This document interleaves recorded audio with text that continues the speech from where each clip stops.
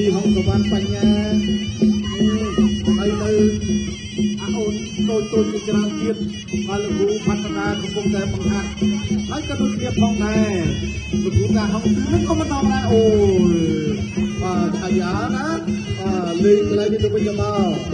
អញ្ញាគណៈវិជាការកំពុងគឺលោកគ្រូសៅគុនលឿនអតីតកីឡាករជើងខ្លាំងមួយរូបរបស់ប្រទេសកម្ពុជាយើងកាលពី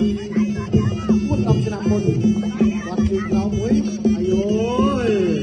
ដល់ថ្ងៃនេះគឺណាគូនេះក៏ប៉ុន្តែជាគូដែលប្រកបដោយអន្តរជាតិដូចគ្នាហើយចូលរត់ទីរត់វេល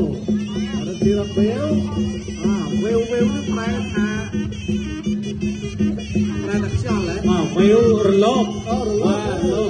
វេលរលកចិត្តរលកជាមួយទៅបាទរត់វេលហើយចូលតាំងគុំដាក់គ្នាបើទោះបីជាតូចក៏ពិតមែនក៏មិនថាបាត់ពីគាត់ធម្មតាទេ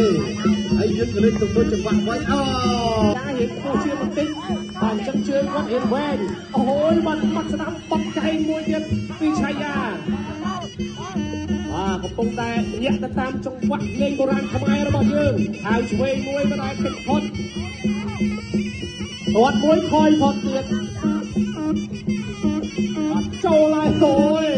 បាទឆាយាទាត់ស្ដាំមួយរត់ទៅទាត់សងវិញបាត់ពោះទឹកមួយពីឆាយាបាត់ស្ដាំមួយទៀតបាត់ពោះទឹកមួយឆាយាខាងស្ដាំពីឆាយាអូយបាទបាត់ពោះទឹកមួយរត់ទៅសងទៅវិញបាត់ឆ្វេងមួយពីឆាយាសូមសម្លេងហូមួយមកអូយបាទល្អមែនតើរយៈដល់ពីបាទវាខ្លាំងដូចញ៉ាំពូស្រងចឹងតែឥឡូវនេះបន្ទាត់មួយគេផុតបាត់ទោះទឹកមួយល្អណាស់ពីឆាយាមាត់ស្ដាំមួយបាទទាត់ឆ្វេងមួយពីឆាយាអូយបាទទាត់យកដៃមិនគុំអាចនឹងគ្រោះថ្នាក់ណាបាទយកដៃរ៉ាប់ជាមួយនឹងជើងបែបនេះ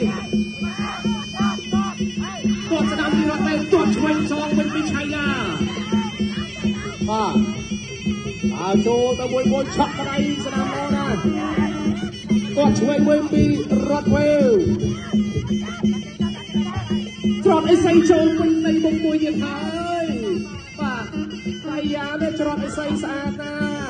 បាទតោពេញនៃមុខកម្រងបាទកាប់ជើងក្រោមមួយសិនទាត់ទៅទៀតក្អមមួយបាទរត់វេវអត់មានថាចេញអក្ខរអីណាមួយគួរតែសម្គាល់ទេ